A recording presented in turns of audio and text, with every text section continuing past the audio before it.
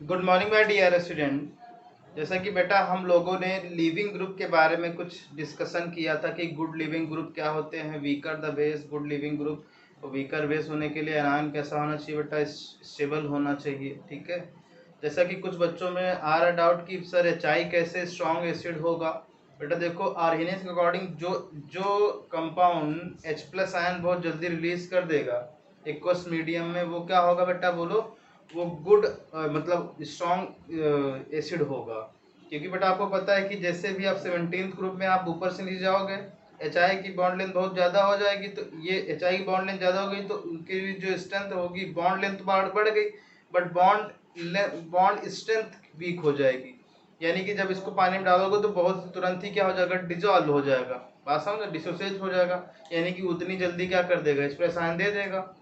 बात समझ रहे हो कि नहीं?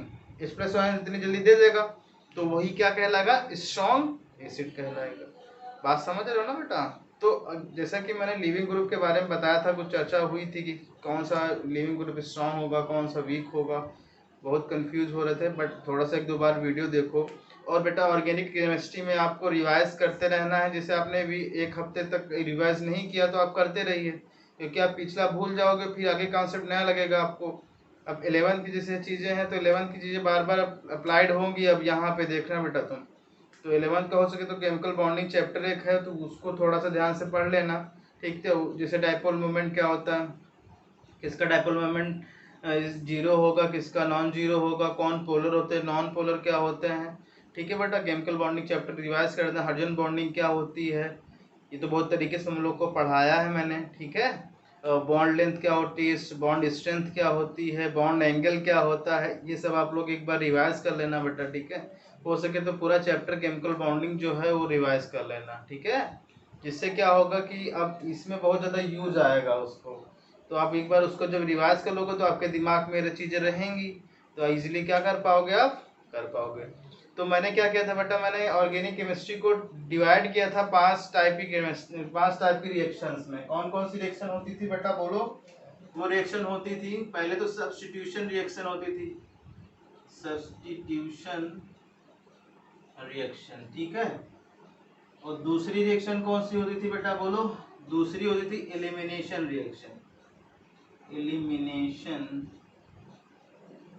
रिएक्शन, इनके बारे में बोला था कि किस टाइप की क्या रिएक्शन होती, बट इस पर डिटेल डिस्कशन करेंगे हम लोग। ठीक है बेटा। एडिशन रिएक्शन क्या होती है, एडिशन रिएक्शन थी ये 5 टाइप की। ठीक है बेटा। और ये है कौन सी, एक होती थी ऑक्सीडेशन रिएक्शन,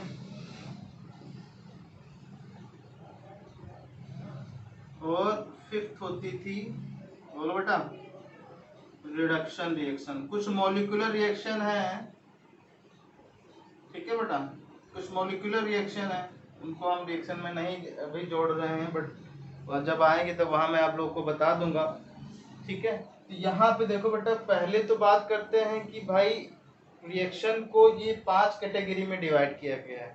अब इन रिएक्शन को 5 कैटेगरी में आपको आपको ये चीज़ें इंडिविजुअली पता हो जाए बेटा, तो पूरी ऑर्गेनिक केमिस्ट्री की जो 1000 2000 3000 रिएक्शंस है बेटा, बहुत ही इजीली आ जाएंगी आपको समझ में। क्योंकि आपको पता है बेटा, जैसे सब्स्टिट्यूशन रिएक्शन क्या है।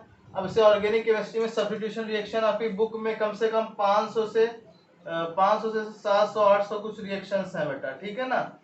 तो अब तुम सोचो बेटा कि हम 500 700 रिएक्शन आप लोगों को मैं इंडिविजुअली बता सकता हूँ?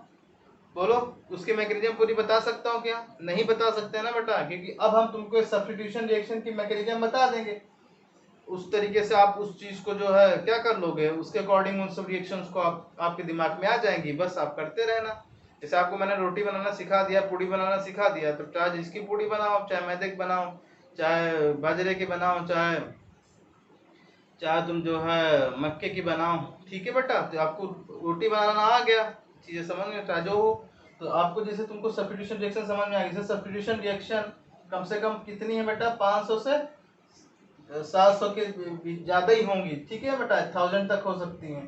तो आपको पता है बेटा, ये जो 3 पार्ट हैं कौन कौन से, एक सब्स्टिट्यूशन, एलिमिनेशन और एडिशन, ये ऑर्गेनिक का 90% पार्ट कवर करते हैं। कितना पार्ट बेटा? 90%।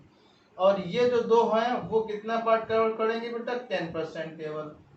ठीक है। और ये बहुत सिंपल सी भी होती है, बट इसमें थोड़ा सा मैकेनिज्म आपको समझ में आ जाना चाहिए क्या होता है मैकेनिज्म इनका। ठीक है, तो जो मैं मैकेनिज्म आपको बताऊं तो बहुत सी तरीके से पढ़ना बेटा, क्योंकि अब ये मत सोचना है कि तुम्हारा 12th अभी स्टार्ट नहीं हुआ है। कुछ बच्चों के दिमाग में सर अभी तो 12th ही पढ़ा ही नहीं रहे। बेटा सब 12th ही चल रहा तुम लोगों का, जड़ चल रही जड़। मैंने बोला था ऑर्गेनिक केमिस्ट्री तभी आती जब आपको जड़ समझ में आए। ठीक है, तो आपको बहुत तरीके से पढ़ना है बेटा, तभी समझ में आएंगी चीजें। जैसे मैंने बता दिया कि भाई substitution reaction, elimination reaction, addition reaction. तो अब क्या होगा, कुछ टीचर बेटा तुमको डायरेक्टली इसकी मैकेनिज्म थोड़ी सी बता दिया, काम खत्म कर दिया, फिर उसके बाद रटवाते हैं रिएक्शंस ऑर्गेनिक की। तो उससे कोई मतलब नहीं है बेटा, उसको तुम रटोगे, आज रटोगे तो कल भूल जाओगे, क्योंकि तुमको 12th ही पास थोड़ी करना बेटा, उसके आगे भी तो आपको सोचना है कुछ ना कुछ।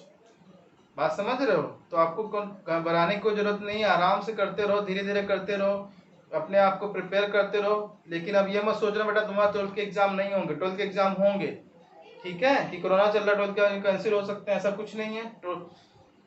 क्योंकि अगर 12th के एग्जाम कैंसिल होंगे तो 2 साल के बच्चे जो है, 2 ईयर के बच्चे एक साथ आ जाएंगे, जो पास आउट हुए और जो नहीं, जो आप पास हो जाएंगे। ठीक है ना, समझ रहे हो ना तुम लोग, कि अगर इस साल को जीरो जीरो ईयर में जो है कैलकुलेट किया जाएगा तो 2 साल की भीड़ एक पास में आ जाएगी। तो समझो बेरोजगारी कहाँ जाएगी बेटा, तो गवर्नमेंट ये नहीं करेगी, आपको एग्जाम तो जरूर करवाएगी, भले वो अप्रैल में या मई में कराए। बात समझ रहे हो, एग्जाम आपके होने ही हैं, तो आपको प्रिपेयर बहुत हर वक्त हर तरीके से प्रिपेयर होना है। थोड़ा सा दिमाग में रखना, हमेशा 12th की बात मैं कर रहा हूँ यहाँ पे। ठीक है बेटा, तो जो चीज़ आपको डाउट आ रहा वो पूछो, जो चीज़ दिक्कतें आ रही वो पूछो। अब आप लोग सोच रहे हो कि कुछ एग्जाम ही नहीं होंगे, कुछ होगा ही नहीं, ऐसा कुछ नहीं है बेटा, एग्जाम होंगे। ठीक है, तो जैसे तरीके से हो सके उससे तरीके से पढ़ते रहो, लेकिन पढ़ाई करो सब लोग। ठीक है बेटा, तब हम सीखने जा रहे हैं बेटा सब्स्टिट्यूशन रिएक्शन क्या होती है। ठीक है, सब्स्टिट्यूशन रिएक्शंस क्या होती है, क्या होती है बेटा सब्स्टिट्यूशन रिएक्शन, बोलो। मैंने बोला था कि जैसे सब्स्टिट्यूशन में क्या होता है बेटा, बोलो बोलो क्या होता है सब्स्टिट्यूशन रिएक्शन। सब्स्टिट्यूशन मतलब क्या होता है, समझ रहे हो ना? सब्स्टिट्यूशन मतलब किसी चीज को विस्थापित कर देना, उसकी जगह को हटा देना, मतलब वो चीज हट जाना, उसकी जगह पे दूसरा कोई आ जाए। सब्स्टिट्यूट, जैसे तुम लोग नहीं क्रिकेट मैच देखते होंगे, जो बच्चे हैं वो सब्स्टिट्यूट समझते होंगे। सब्स्टिट्यूट क्या होता है कि वो कहीं किसी को चोट लग गई तो बेचारा क्या हो जाता है, वो हट जाता है, उसकी जगह दूसरा खिलाड़ी आ जाता है, वो खेलता है। ठीक है ना, तो सब्स्टिट्यूशन रिएक्शन की पहले तो आपको क्या करना है, डेफिनेशन यही बतानी है। Substitution reaction is defined as, क्या लिखोगे बेटा, substitution reaction, substitution reaction is defined as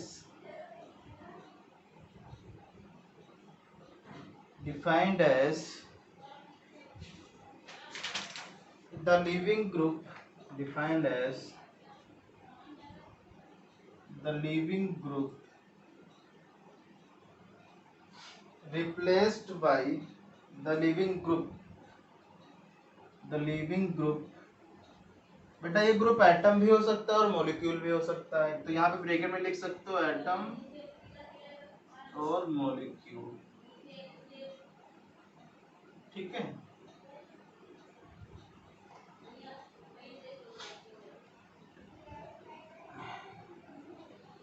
group is replaced by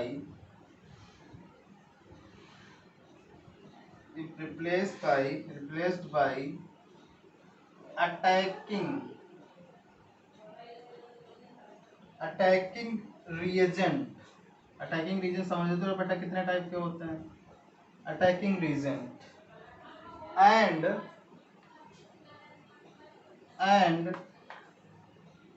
this attacking reagent and this attacking reagent and this attacking reagent is, this attacking reagent may be क्या बेटा, may be क्या बेटा, nucleophile. समझ रहे हो ना, ये तो आपको पता ही होगा, न्यूक्लियोफाइल और electrophile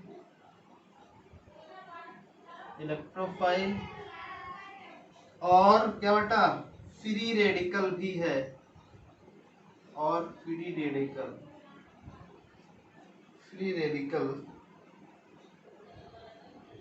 that means free radical, that means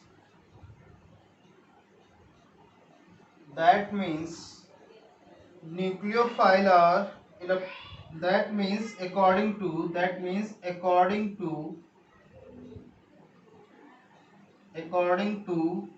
attacking region,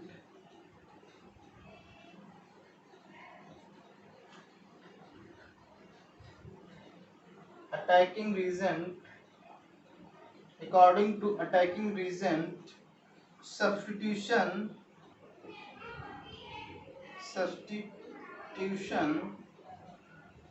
reaction is three type, इस क्या बेटा थ्री टाइप। अटैकिंग रीजन कितना टाइप के होगा बेटा, अटैकिंग रीजन के अकॉर्डिंग जो है न्यूक्लियोफाइल रिएक्शन कितने टाइप के होंगे बेटा, थ्री टाइप। कौन कौन सी हो सकती हैं, एक तो क्या होगा बेटा न्यूक्लियोफिलिक सब्स्टिट्यूशन,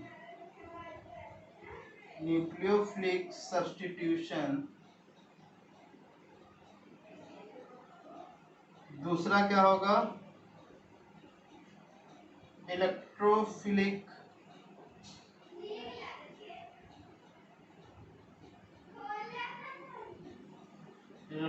सब्स्टिट्यूशन, और तीसरा क्या होगा बेटा बोलो free radical substitution reaction.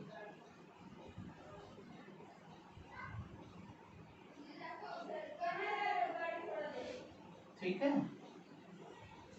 Nucleophilic substitution reaction, electrophilic substitution reaction और फ्री रेडिकल। बेटा ये दोनों बहुत ही इंपॉर्टेंट हैं, ये भी है बट इसको मैं तुमको थोड़ा सा बता रहा हूँ तो थोड़ा सा ध्यान, मैकेनिज्म इसकी सिखा देंगे तो पढ़ लेना बस। लेकिन ये दो बहुत ही इंपॉर्टेंट है, एक न्यूक्लियोफिलिक सब्स्टिट्यूशन और एक इलेक्ट्रोफिलिक सब्स्टिट्यूशन। यानी कि बेटा जो अटैकिंग रीजेंट है वो सबस्ट्रेट पे किस तरीके से अटैक कर रहा है ये देखा जा रहा, क्योंकि वो जब अटैक करेगा तभी क्या होगा बेटा बोलो, तभी वो चीज लीव करेगी जिसकी जगह पे वो अटैकिंग रीजेंट आना चाहता है। ठीक है बेटा, बात समझ आ गई, ये नोट कर लो।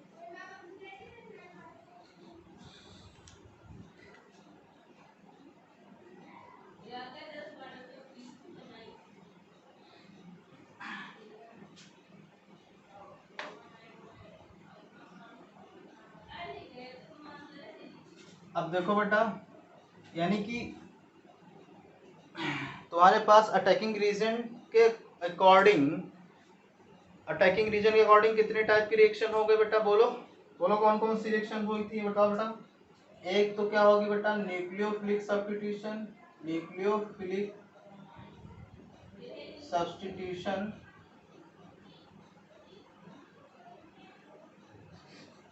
रिएक्शन। ठीक है बेटा, दूसरी कौन सी थी इलेक्ट्रोफिलिक सब्स्टिट्यूशन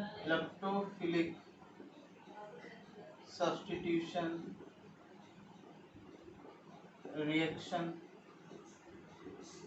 और ये तीसरा क्या है बेटा बोलो, तीसरा है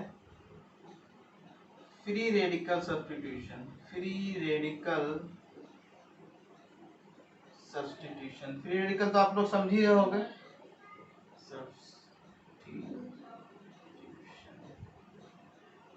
रिएक्शन।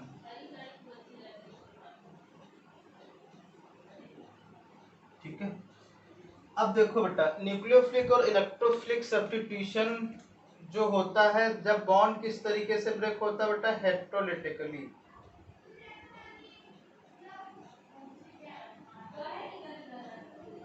बॉन्ड ब्रेकिंग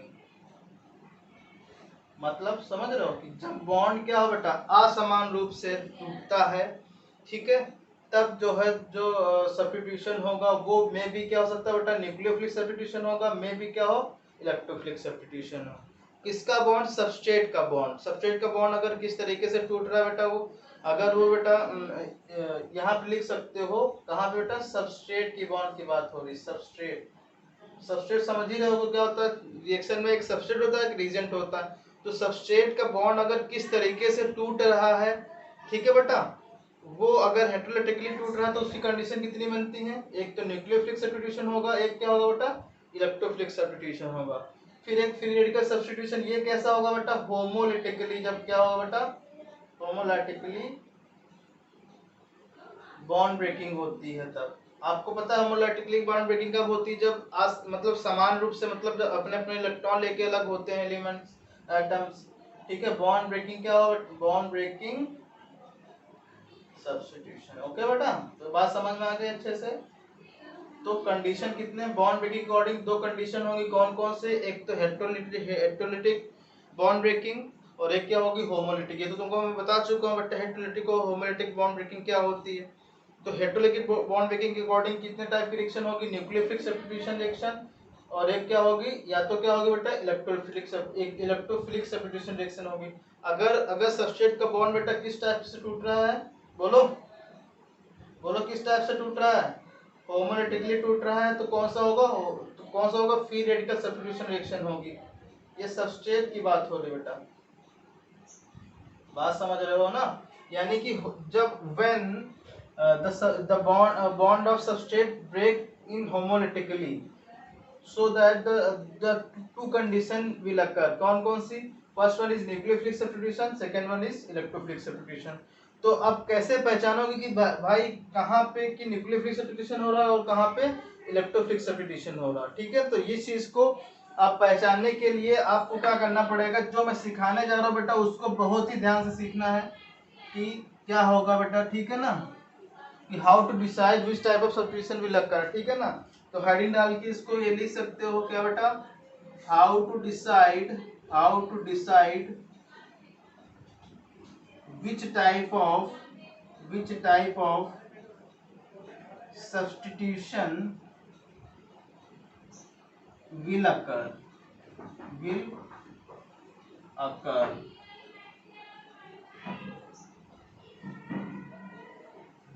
ठीक है, विल अकर्स। तो देखो बेटा कैसे आप डिसाइड करोगे कि भाई किस टाइप का सब्स्टिट्यूशन होगा। तो हम तुमको बताने जा रहे हैं कि न्यूक्लियोफाइल को कैसे पहचानोगे। तो यहाँ पे क्या लिखो बेटा, पहली कंडीशन या ए कंडीशन लिख सकते हो, या न्यूक्लियोफिलिक सब्स्टिट्यूशन रिएक्शन।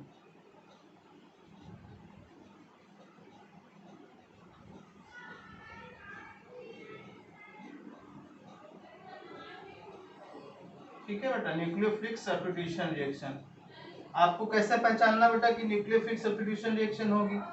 अब मैंने तुमको बता रखा है बेटा कि जैसे क्या हो, कंडीशन क्या क्या आएंगी बेटा, बताओ न्यूक्लियोफिलिक सब्स्टिट्यूशन में, बोलो।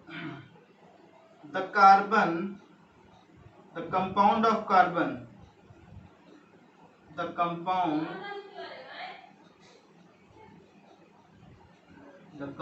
Of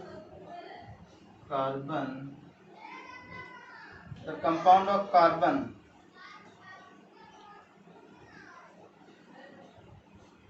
comma carbon is saturated,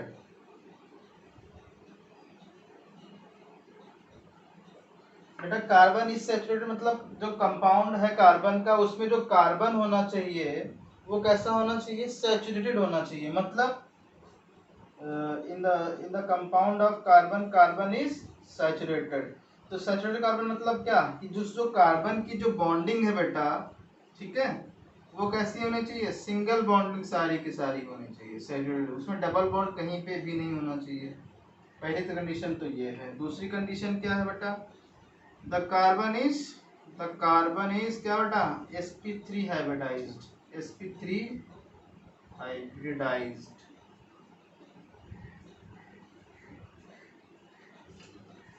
ठीक है। हो सकता है यहाँ पे बेटा जो सब्स्टिट्यूट होने के लिए यहाँ पे लिविंग ग्रुप को भी जाना पड़ेगा बेटा, बोलो।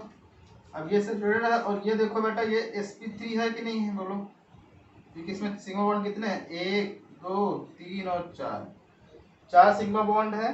तो इसीलिए क्या होगा, ये कौन सा होगा बेटा, sp3 हाइब्रिडाइज्ड है और ये लिविंग ग्रुप होगा। और लिविंग ग्रुप के बारे में मैं तुमको बता चुका हूँ बेटा, गुड लिविंग ग्रुप क्या होता है, those leaving group which are weaker the base so that good leaving group, ठीक है बेटा। तो यहाँ पे ये चीज आपको समझनी है कि ये दो कंडीशन है न्यूक्लियोफिलिक सब्स्टिट्यूशन पहचानने के लिए। मतलब अगर कोई यहाँ पे सबस्ट्रेट न्यूक्लियोफाइल है, यानी कि इस टाइप का रिएक्शन कहीं दिख जाए कि जो सबस्ट्रेट है बेटा उसके पास क्या हो, एक लिविंग ग्रुप हो, और वो क्या उसके पास कार्बन कैसा हो बेटा, सैचुरेटेड हो, और क्या हो sp3 कार्बन हो कैसा बेटा, sp3 हाइब्रिडाइज्ड हो, और एक न्यूक्लियोफाइल हो। तो समझ जाओ इन दोनों के बीच किस टाइप की रिएक्शन होने वाली है, वो न्यूक्लियोफिलिक सब्स्टिट्यूशन रिएक्शन होने वाली है। यानी कि अगर ये कंपाउंड, ये जो न्यूक्लियोफाइल है बेटा इस पे अटैक करेगा, अब इस पे क्यों अटैक करेगा तुम सोचो, यहाँ पे निगेटिव बेटा बोलो, ये निगेटिव है, अब ये लिविंग ग्रुप जाना चाहेगा, बोलो गुड लिविंग ग्रुप क्या होंगे, यानी कि ये जो जाना चाहेगा तो यहाँ पे पॉजिटिव चार्ज आएगा बेटा, पॉजिटिव चार्ज आएगा। पॉजिटिव क्यों है, क्योंकि यहाँ पे गुड लिविंग ग्रुप के लिए क्या होना चाहिए, वीक बेस कैसा होना चाहिए, वीक होना चाहिए, तो यानी कि बेस पे माइनस चार्ज आता है बेटा, यानी कि ये माइनस चार्ज होके अलग होगा, तो यानी कि इस पे चार्ज कैसा आएगा बेटा, बोलो पॉजिटिव आएगा। अब मैं तुमको किस टाइप का बता रहा हूँ, हेटेरोटिकली बता रहा हूँ ना, यानी कि जो बॉन्ड है बेटा ये किस तरफ टूटेगा, बोलो ये किस तरफ टूटेगा, लिविंग ग्रुप वाला, ये लिविंग ग्रुप वाला इस तरीके से ऐसे टूटेगा, ठीक है ना। इसका मतलब समझ रहे हो, ये जो यानी कि जो ये लिविंग ग्रुप है, लिविंग ग्रुप पे चार्ज कैसा आएगा बेटा, माइनस चार्ज आएगा, तभी तो यहाँ पे पॉजिटिव आएगा। अब तुमको बता दे good leaving group is a weaker base, और बेस पे कैसा चार्ज होता है, माइनस चार्ज होता है, यानी कि ये इस पे माइनस चार्ज होगा तभी तो ये अलग होगा। अब माइनस चार्ज कब होगा, जब ये सिग्मा बॉन्ड है बेटा, ये वाला, ये सिग्मा बॉन्ड किस तरीके से टूटे, हेटेरोटिकली टूटे, और हेटेरोटिकली इस तरीके से टूटे कि लिविंग ग्रुप की तरफ इलेक्ट्रॉन शिफ्ट हो, तब ये न्यूक्लियोफाइल कहाँ पर अटैक करेगा बेटा, इस कार्बन पर अटैक करेगा। इस कार्बन पर जब अटैक करेगा बेटा तो कुछ इस तरीके से रिएक्शन बनेगी, क्या, ये कार्बन ये कार्बन ये मतलब ये बॉन्ड, और यहाँ पे ये न्यूक्लियोफाइल आ गया बेटा, और इसका चार्ज खत्म हो गया, और लिविंग ग्रुप यहाँ अलग हो गया। बात समझ आ गई अच्छे से, कोई डाउट? तो आपको ये समझ आ गई कि कैसे पहचानेंगे कि न्यूक्लियोफिलिक सब्स्टिट्यूशन हो रहा है। तो आपको क्या पहचानना बेटा, कि जो कार्बन है वो कार्बन sp3 हाइब्रिडाइज होना चाहिए। दूसरी बात क्या है, बोलो, sp3 हाइब्रिडाइज होना चाहिए, और वो कार्बन सैचुरेटेड होना चाहिए। भाई सैचुरेटेड होगा तभी तो sp3 होगा, सिंपल बात है कि नहीं। इसलिए बोला कि केमिकल बॉन्डिंग आप चैप्टर पढ़ लेना, एक बार देख लेना, ठीक है, क्योंकि बार बार यूज होगा वहां पे, ठीक है। नोट्स तो आप लोग के पास बने ही होंगे, बस आपको ये समझना। अब देखो बेटा सब्स्टिट्यूशन हुआ कि नहीं हुआ, देखो लिविंग ग्रुप अलग हुआ है, और यहाँ पे क्या आ गया, न्यूक्लियोफाइल आ गया यहाँ पे, यानी कि ये जो रिएक्शन होगी ये कंपाउंड बन गया ना बेटा, बोलो ये बन गया, ये कंपाउंड बन गया। ये रिएक्शन कौन सी, सब्स्टिट्यूशन रिएक्शन है। लेकिन अब हम पूछे किस टाइप की सब्स्टिट्यूशन रिएक्शन है, तो आप क्या बताओगे, तब बताओगे ये न्यूक्लियोफिलिक सब्स्टिट्यूशन रिएक्शन है, ठीक है बेटा, बोलो समझ में आ गया अच्छे से, कोई डाउट? अब हम सीखने जा रहे हैं बी वाला पॉइंट, कौन सा, जब हम क्या सीखेंगे, इलेक्ट्रोफिलिक सब्स्टिट्यूशन क्या होता है। अब बी पॉइंट लिखो, electrophilic substitution.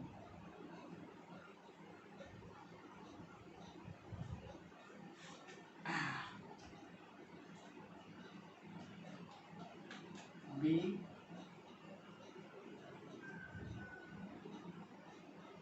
Electrophilic substitution.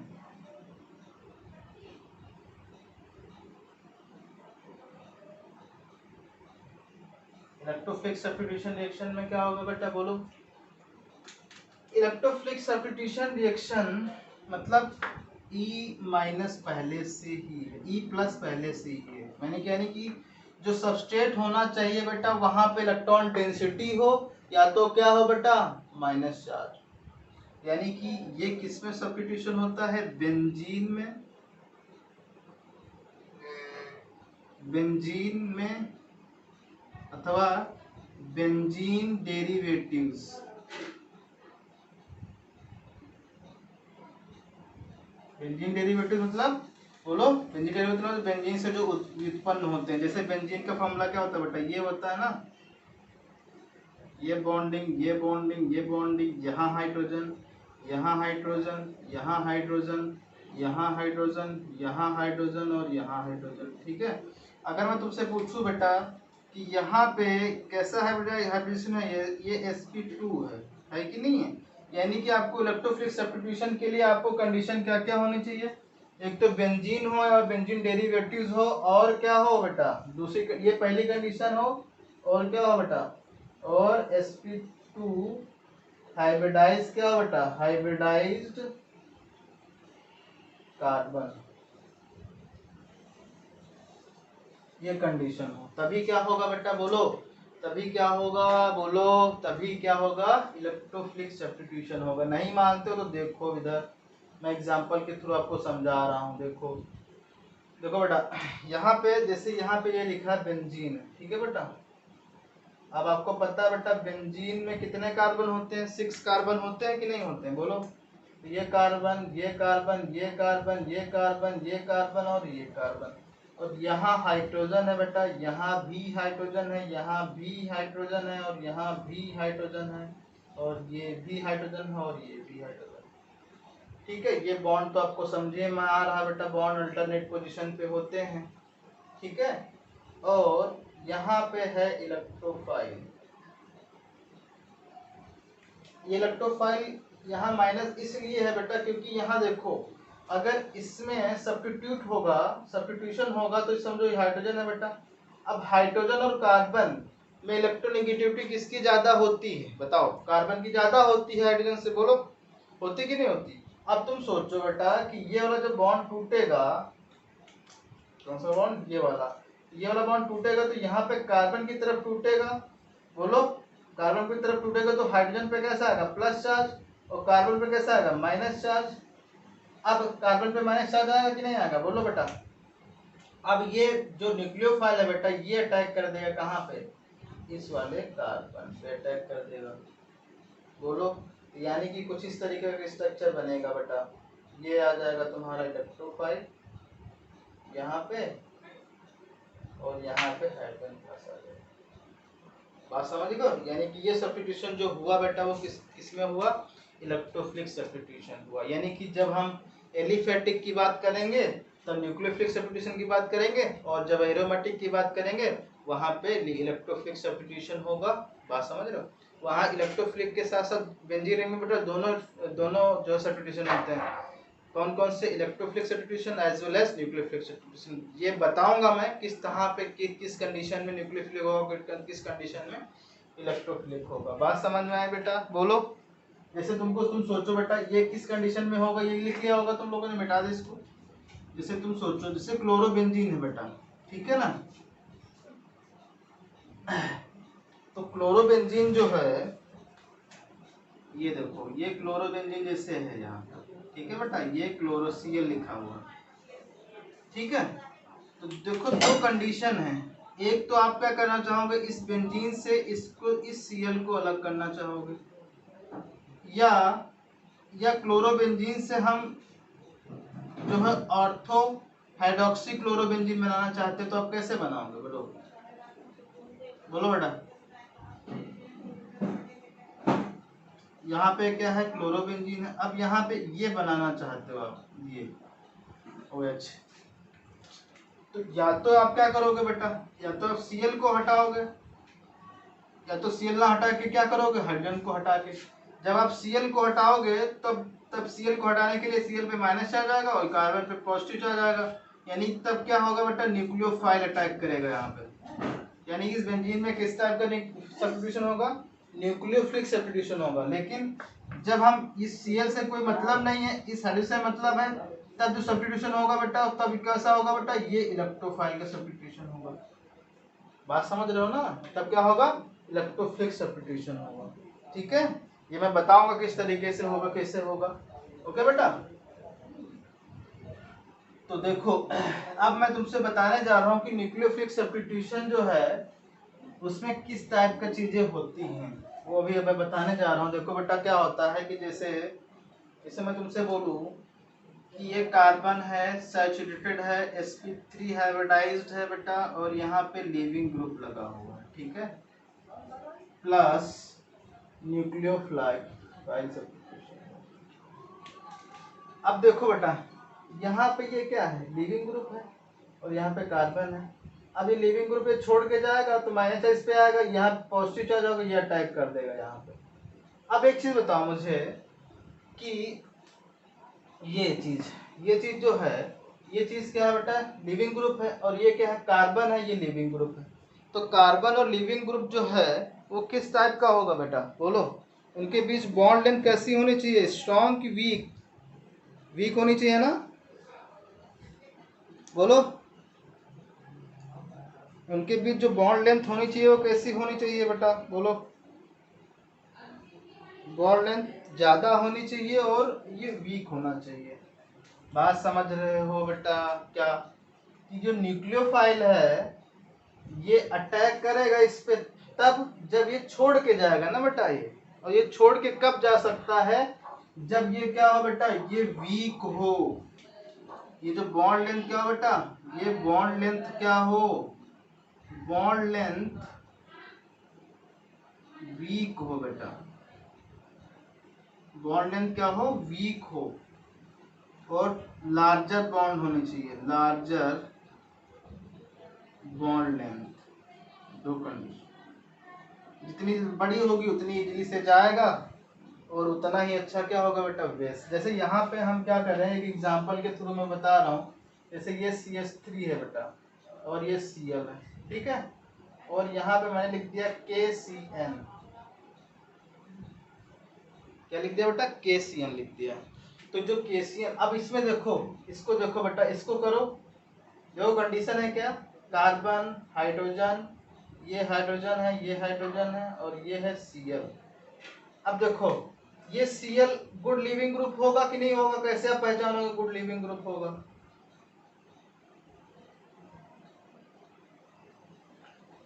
Good leaving group के लिए आपको वीकर बेस होना चाहिए। यानी कि ये जो Cl है बेटा, ये Cl माइनस होगा जब आएगा ये, और Cl माइनस कहाँ से आया होगा बताओ बेटा, ये Cl माइनस आया होगा HCl से, बोलो, HCl से आया होगा। और HCl क्या होता है बेटा, स्ट्रॉन्ग, स्ट्रॉन्ग क्या होता है, एसिड होता है, बोलो। यानी स्ट्रॉन्ग एसिड का कॉन्जुगेट, कॉन्जुगेट ये बेस होगा। कॉन्जुगेट बेस कैसा होता है, वीक होता है। याद आए समझ में बेटा, क्या आया, ये क्या होगा, वीक होगा, होगा कि नहीं होगा, H प्लस। जैसे तुमको मैंने इसमें आयनिक आयनिक इक्विलिब्रियम में बताया था ना बेटा, ये एसिड, स्ट्रॉन्ग एसिड का वीक बेस होता है। तो जो वीक बेस होगा वही क्या होगा, गुड लिविंग ग्रुप होगा। यानी कि ये गुड लिविंग ग्रुप है बेटा, अच्छे से।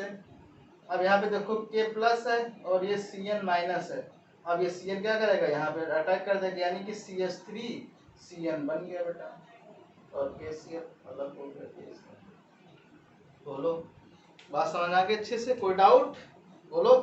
तो इस तरीके से आप बहुत सारी चीजें, अभी देखो एग्जांपल के थ्रू मैं बता रहा हूँ कि किस तरीके से क्या क्या होती हैं। जैसे यहाँ पे हमने क्या कर दिया बेटा, इसी रिएक्शन में, जैसे CH3 लिखा है बेटा, ये लिखा है, ठीक है ना। अगर हम इसकी रिएक्शन किससे करा दें बेटा, बताओ, KCN से करा दें, तो क्या बनेगा बेटा बताओ, ये बन जाएगा CH3CN, ठीक है। और इसी रिएक्शन में अगर हम बेटा KI से करा दें और इसको हीट कर दे तो क्या बन जाएगा, CH3I। यही रिएक्शन में जो तुम्हारी रिएक्शन है, ये वाली रिएक्शन है, इसको फिंकल-स्टीन रिएक्शन बोलते हैं, ठीक है। एल्काइल हैलाइड चैप्टर है, उसमें देखो बेटा यही रिएक्शन लिखी फिंकल-स्टीन के नाम से। यहाँ पे एल्काइल हैलाइड की रिएक्शन KI से करा रहे हैं, ठीक है ना। और इसी रिएक्शन की अगर हम क्या कर दें बेटा, AgF से रिएक्शन करा दें तो ये बन जाएगा क्या, CH3F, CH3F बन जाएगा।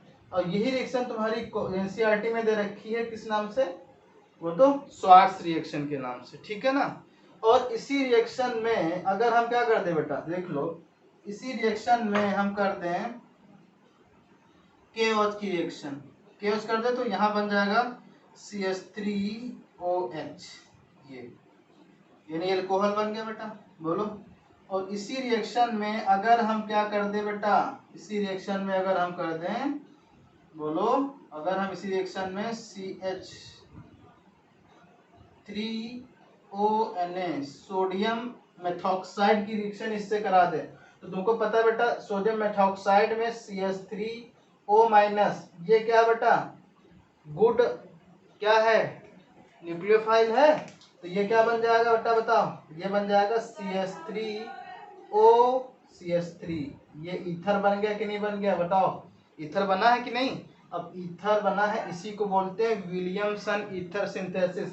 अब समझ लो, फिंकल-स्टीन स्वार्ट्ज रिएक्शन और लियम ईथर सिंथेसिस यहीं से आपको समझ में आ गया।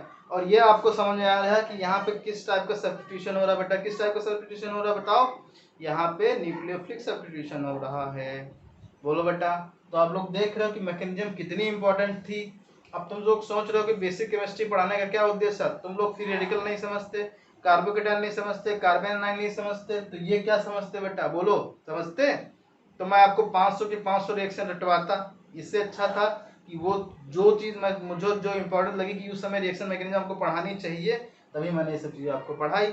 अभी आपको ये नहीं पता कि ये गुड लिविंग ग्रुप क्यों हुआ, कैसा, अब आपको बता दें कि CH3O- है गुड लिविंग ग्रुप, नहीं ये क्या होगा, गुड न्यूक्लियोफाइल होगा। ये गुड लिविंग ग्रुप Cl क्यों हुआ, क्योंकि आपको मैं तुमको बताया कि conjugate base is conjugate, strong conjugate base का क्या होगा, वीक, स्ट्रॉन्ग एसिड का वीक कॉन्जुगेट बेस होगा, और स्ट्रॉन्ग एसिड का, स्ट्रॉन्ग बेस का वीक क्या होगा, कॉन्जुगेट एसिड होगा। तो ये आपको समझना है बेटा, इस तरीके से आपको बहुत अच्छे से मैं समझाऊंगा।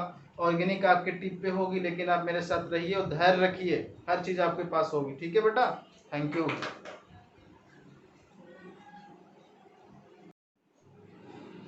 अब बेटा देखो, ये जैसा कि मैंने बताया था, इसमें कौन सा सबस्ट्रेट है, कौन सा न्यूक्लियोफाइल। अब इसमें देखो न्यूक्लियोफाइल कौन सा था, Cn- था बेटा, बोलो Cn- था कि नहीं था बेटा, ये Cn- था। तभी इस, अब यहाँ पे ये क्या होगा बेटा, ये जो है ये Cl- अलग होगा, यहाँ प्लस आ जाएगा ना बेटा, तो ये Cn- यहाँ टैग कर देगा, ये क्या बन जाएगा, ये प्रोडक्ट बन गया ना। अब देखो यहाँ पे Ki में I- आएगा, बोलो, अब I- आएगा तो ये I न्यूक्लियोफाइल हुआ, ये कहाँ पे अटैक कर देगा, यहाँ पे अटैक कर देगा, ये क्या बन गया, ये प्रोडक्ट बन गया। अब इसमें Ag तो प्लस होगा और ये -F होगा, ये अटैक करेगा कहाँ पे, फ्लोरीन पे, इस पे अटैक कर देगा, क्या बन गया, CH3F बन गया। अब इसमें देखो ये प्लस है और OH- आएगा, ये अटैक कर देगा कहाँ पे, यहाँ पे, तो ये बन गया कि नहीं बन गया बेटा, बोलो। अब इसमें देखो यहाँ क्या आएगा, माइनस, और यहाँ ये प्लस आएगा, ये पूरा ये माइनस आ गया। अब ये अटैक कहाँ कर देगा, यहाँ पे अटैक कर दे, ये बन गया। तो आप न्यूक्लियोफाइल समझ गए ना, किस तरीके से अटैक करता है, किस यहाँ पे अटैक करेगा, बोलो बेटा। कंपाउंड देख रहे हो कैसे बन गए।